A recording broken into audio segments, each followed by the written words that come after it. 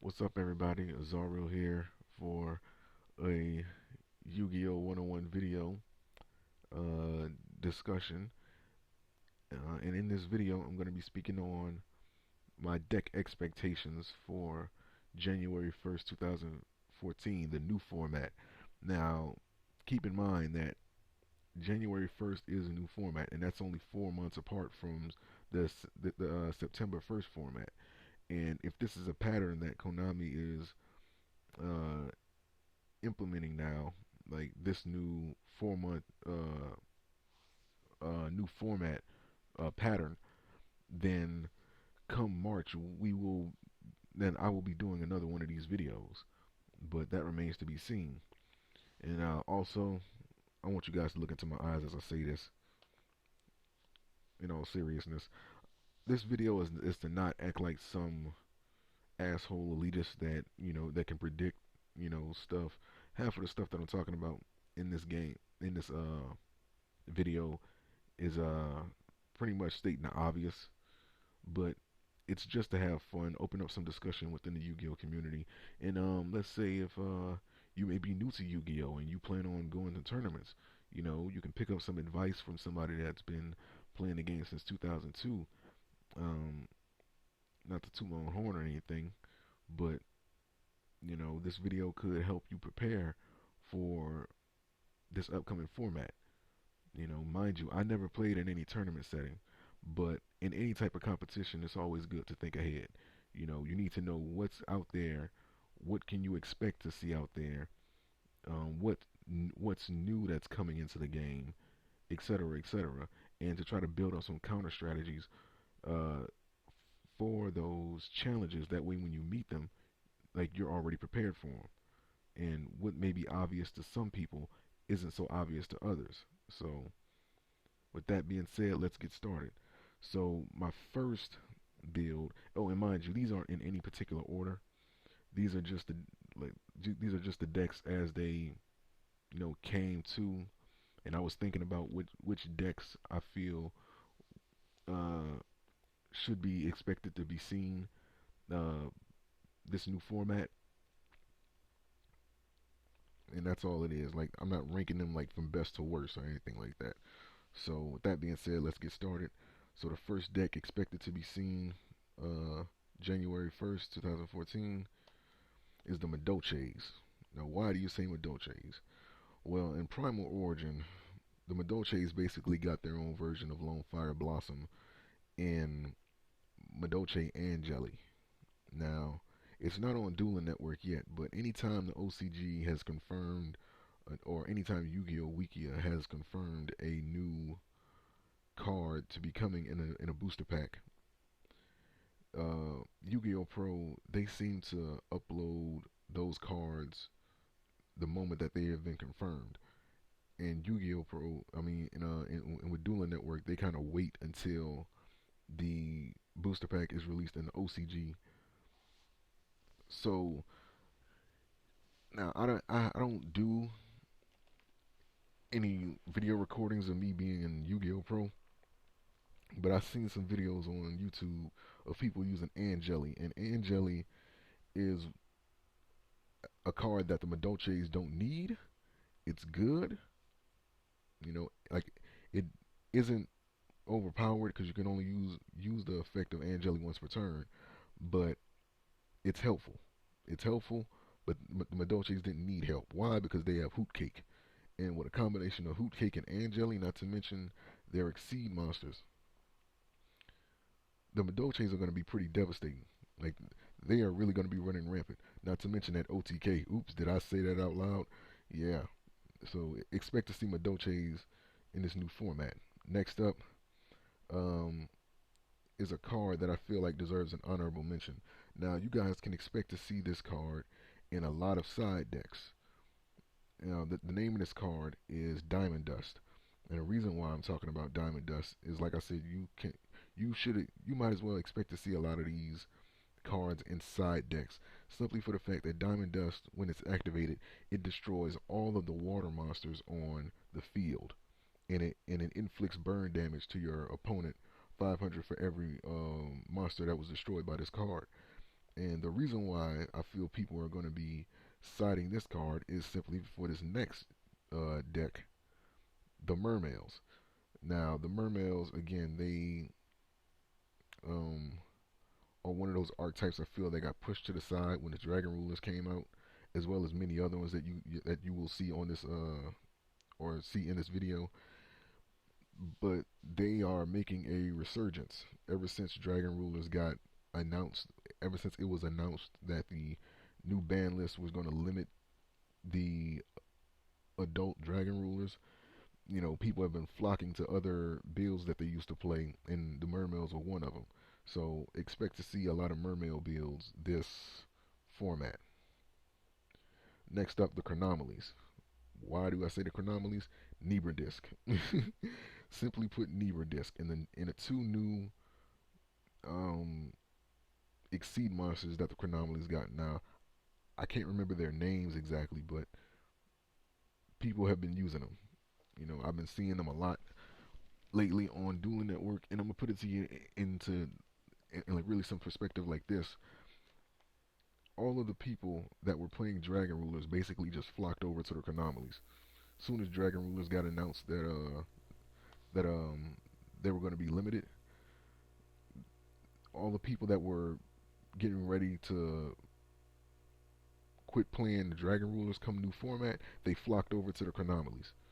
So the Chronomalies most definitely in Nebra Disc and those two new Exceeds are the reason for that. So expect to see the Chronomalies in this game come next format. Next up uh, we have the Light Sworns.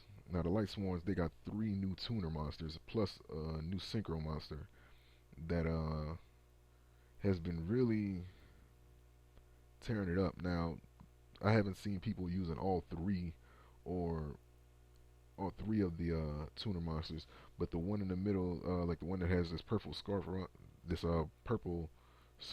his neck, people have been using that one a lot, and I've seen that synchro monster in action, and he's pretty good if used right. And I think a lot of people that were once playing Light Sworns before are really beginning to pick them back up again. So you guys can expect to see that. Not to mention that Lumina is unlimited, and I believe Judgment Dragon is either at 2 or that's unlimited as well.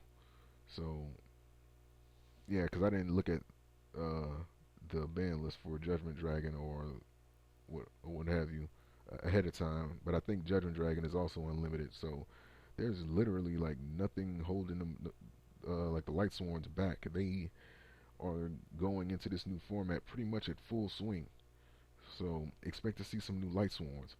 Next up, they have the Black Wings. Now, it doesn't seem no matter what format we're in, the Black Wings always seem to maintain some sort of presence. You know, uh, I think that the Madoche, not the Madoches, but the Black Wings, they are one of those archetypes that seem to survive every archetype.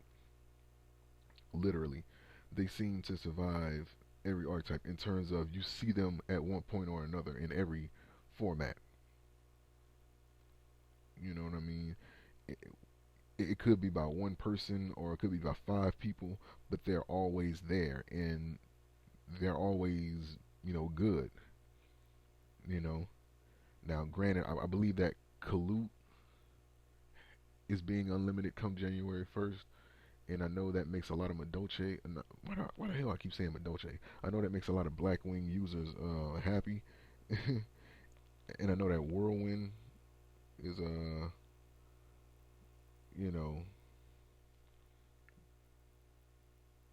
you know, like they have Whirlwind, and you know, really like the sky is the limit for the Black Wings.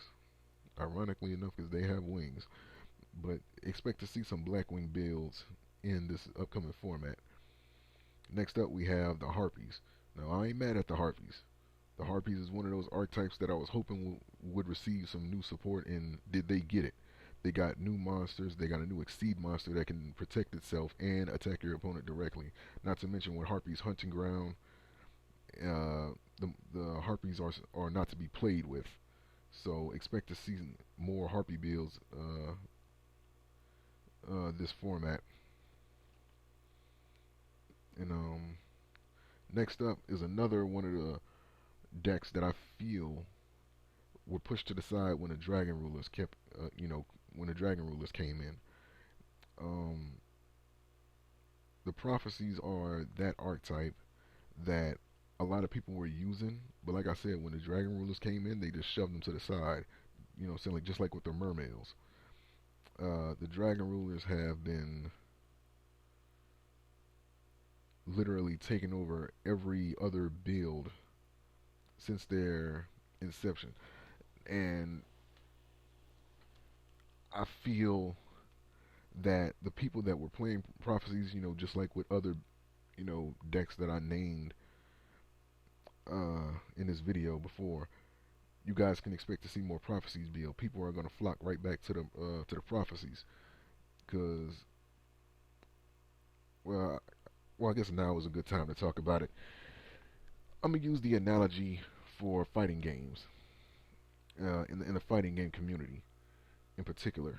Um, Anytime there's like this new fighting game or what have you, or any fighting game for that matter, there always seems to be like this one broken, overpowered character in the game, and it's like there's always going to be this one group of people that will always only use those broken, overpowered characters. You know, as far as like the frame traps for those people that I know that I'm talking about, the frame traps, like all the timing, the hits, and all of that.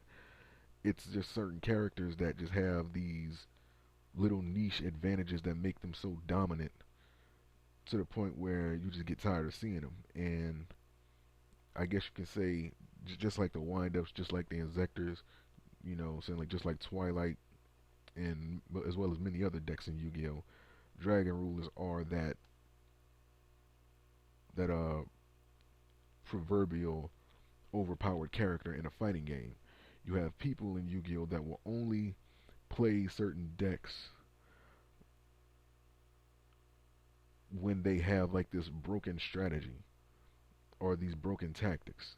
Hence, like the name of the decks that I just named, like the wind up loop, the injectors when they were blowing everything up on your opponent's side of the field, and all they had to do was dump one hornet, um, and they would just attack you for like an OTK, as well as many other decks out there. You have players that will only play those decks. Balance is no good to them.